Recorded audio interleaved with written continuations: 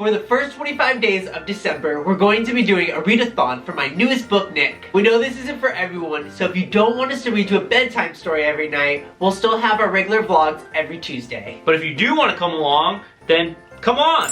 Welcome back, you guys. Hope you're enjoying the story so far. Tonight, I'm reading to you Chapter 16, Dunder Woods. For the rest of the night, they walked through the forest without speaking a word to each other. Through the awning of branches above them, they watched the moon fall, the stars disappear, and the sun slowly begin to rise. They each had an hour of sleep at best, but none of them were remotely tired. How could they be when dark elves were after them, and people who they had come to care for were getting hurt, and feeling it was their fault as these people were getting hurt only because they were helping them? Guilt was a heavy feeling, and it kept both Nick and Emma trapped in their own heads. It wasn't until later that afternoon that Emma found a way to push the events that had transpired in Bergen out of her mind, at least for the time being. While strolling through the forest, Emma drew Mr. McTwizzle's enchanted map out of her pocket and viewed it, mindfully avoiding the birch's low-hanging branches as she trudged onward. Right away, Emma's eyes went for the painted replica of herself, which, oddly enough, reflected her current mood. The map's drawn version of her looked sad, and dare she think it, a bit frightened as well. Emma began to wonder if those feelings were accurate to how she really felt. She was so used to putting up a brave front for Nick and Gilbert's sake that it became difficult to determine how she felt about the whole journey they were on. One day her mom died. The next she was put into an orphanage. And the day after that, evil elves kidnapped all of the children from that orphanage. All of this contributed to them being sent on a dangerous journey across the world. Perhaps I am frightened, she thought, but would only admit it to herself, being a little afraid. Emma shook the thoughts away and returned to her map. The painted replica of Nick was the same as it was before, but Gilberts had magically transformed to reflect his current condition. That being, of course, he was now a field mouse. Their drawings had moved on the map a great deal since first starting in New York City. They had traveled by ship through the Atlantic Ocean, from one end of Bergen to the complete opposite, and now they were passing through a forest in Norway, labeled on the map as Dunder Woods. It was still a long journey to the train station in Karlstad, and Emma feared they wouldn't make it on time to catch the train before it left the station at 9 p.m. that night. But they trekked on, hoping for a miracle that somehow they might make it there just in time. Just like Emma, Nick couldn't stand to think of the poor Pransley family any more than he had. He knew that if he was to allow Olivia and Faye's little faces into his head, even if only for a moment, it would only ache him, and he just might be inclined to give up. So he pushed them away and forced the tears back, and put on a brave face so that Emma could too. Gilbert, on the other hand, had already forgotten about the Pransley family completely. Honestly, it wasn't in his mind at all. It had only been over a week since he was transformed into a mouse, and with every day that passed, more and more, Gilbert started to forget. At this point, he could hardly recall ever being a boy at all. He couldn't remember his favorite food, or what he liked to do for fun. He had even forgotten what his own face looked like. His brain had shrunk down to the size of a pea, and so all of his old memories had no room to fit. He did, however, find that he had a new appreciation for the many types of cheeses. That nice lady back at the cottage was kind enough to leave him out a piece of cheddar before she had gone off to bed. What was her name again? Oh well, he couldn't remember, but he did remember the cheese. It was late that afternoon when Nick heard his stomach growling, and it reminded him that he hadn't eaten since the delicious slice of jewel cake. At this point, it wasn't any use to dwell on it. They had no food to eat, nor had they passed fruits or berries anywhere along their trek through the forest. Nick hoped to distract his hunger pangs by striking up a conversation. "Hey, Emma, do you know what I've been meaning to ask you?" She folded her enchanted map and put it back into her pocket. "What's that?" "The other day, back on the ship, when we escaped the cage and Belsnickel attacked Gilbert with a spell, you did this." He kicked and punched the air, trying to be swift but ending up looking foolish instead. "It happened so fast. I didn't see exactly what you did to Belsnickel, but you seem to have tricked him." "How did you do that?" he asked inquisitively. "It's a fighting technique," she answered. "My dad taught me them ages ago. He wanted to make sure I could always defend myself." "Could you teach me?" Nick asked awkwardly. "I don't see why not." They ended their stroll through the forest, now standing in a meadow circled by tall, thin birch. The throng of encircling trees was slouching from all of the weight they carried on their branches as the winter had brought a great deal of snow. "Stand right there," Emma posed Nick where she wanted him to be. "Spread your legs a little more. Now, raise your arms. You don't want to leave them dangling at your sides. Go on and clench your fists." She took a few steps back, still facing Nick. "Now, attack me." "Attack you?" Nick dropped his fists. "I can't attack you. You're just a girl. What if I hurt you?" Emma bit down on her lip hard to stop her chuckles from bursting free. "Believe me, Nick, you couldn't hurt me. Honestly, I doubt you could even hurt a fly." He raised his hands to his hips. "I beg your pardon? It's not a bad thing. Actually, it's what I find most charming about you." Shaking her head and filling her arms for Nick to get a hurry on it. "We're getting off topic." She took Nick's fists and glided them back up to his chin. "Go on, try to strike me." "I'm not going to strike you," he insisted. "Don't be such a goody-goody." "I'm not a goody-goody," he whined.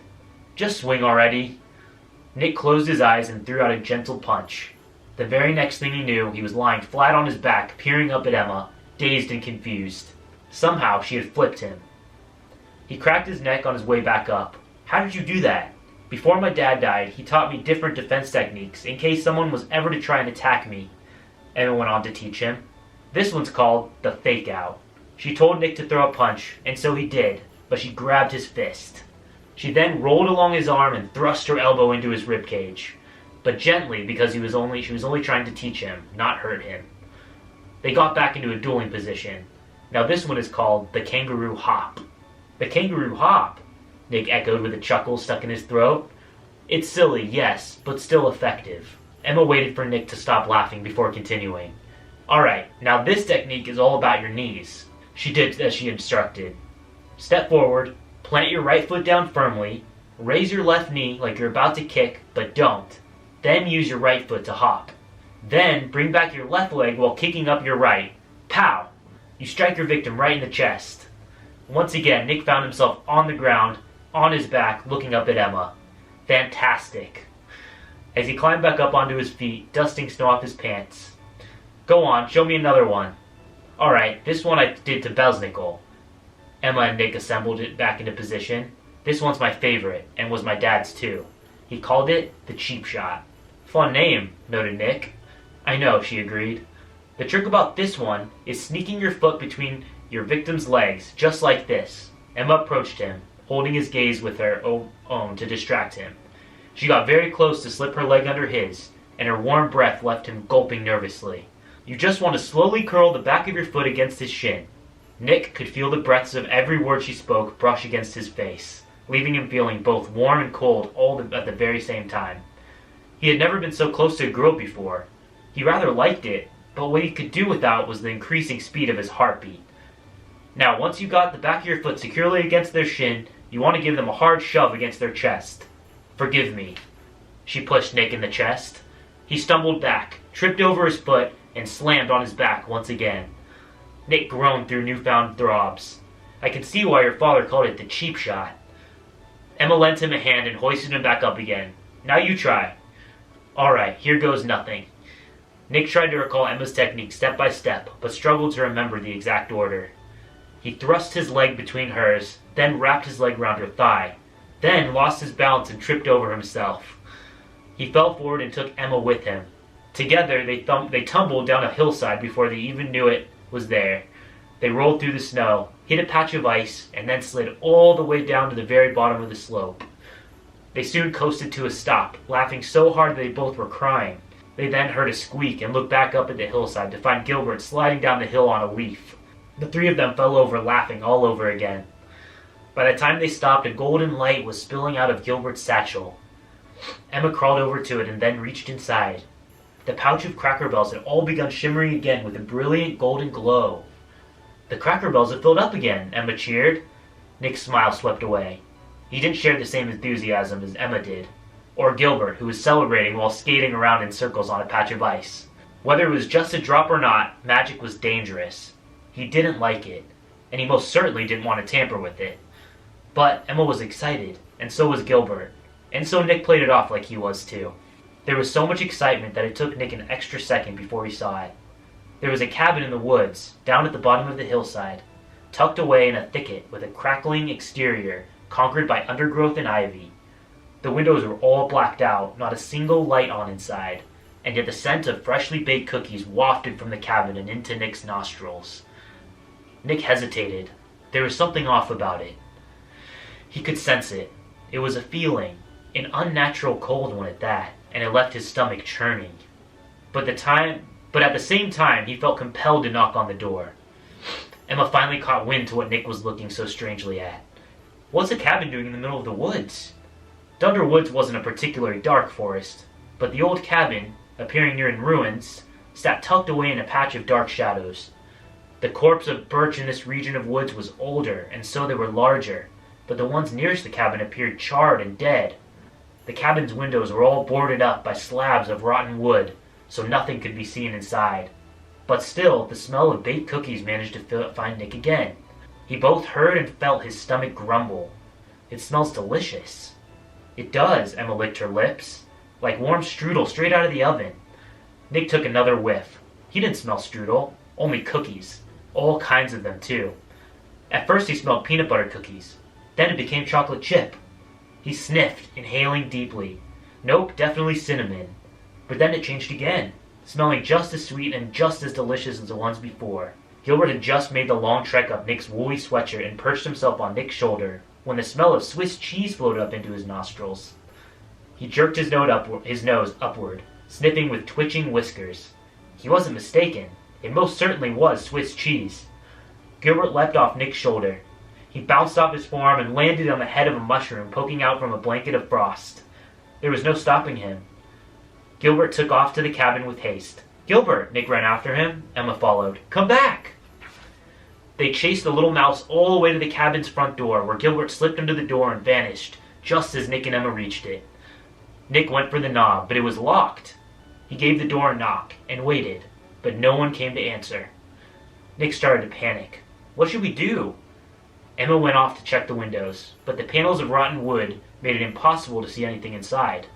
She then went around the cabin to check for other signs of entry, during which Nick kept to the front door and whispered angrily through it.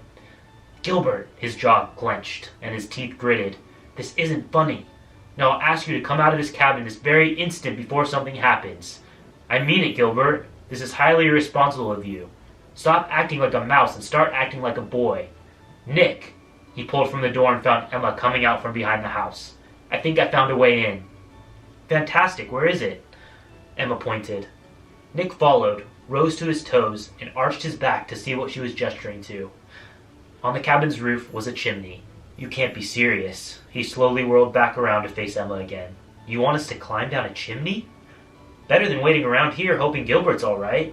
She strolled over to a birch tree growing close to the cabin. She wedged herself between, her back against the cabin wall, her arms and legs supported by the tree, and then she climbed up until she reached the rooftop. Nick stood there, dumbfounded. Emma had a special way of always amazing him. She was resourceful, a girl more than capable of handling herself. Her trick to getting up on the roof was simple, and yet it was something he would never have thought of. Emma climbed up the shingles and made it to the chimney. "Are you coming?" Nick followed her route. He positioned himself with his back flush with the cabin wall, hugged the tree, and then shimmied up after her. He carefully made his way up the old shingles, some loosening by his touch and sliding down and off the roof where they pummeled into the snow. He wouldn't allow himself to look back. Instead, he continued toward the chimney before he changed his mind. "I'll go first." Emma hoisted herself up and then sat on the bricks. She dipped her legs into the chimney's mouth. "Wish me luck." She began to scale down to the fireplace. Nick was so nervous that he forgot to wish her good luck. He hoisted himself up onto the chimney, his heart rattling while lowering his legs down inside. "Here we go." He took a deep breath and then followed Emma down. Alright guys, thanks for reading along. That was chapter 16, and tomorrow night we're going to be reading chapter 17, The Yule Cat and the Witch.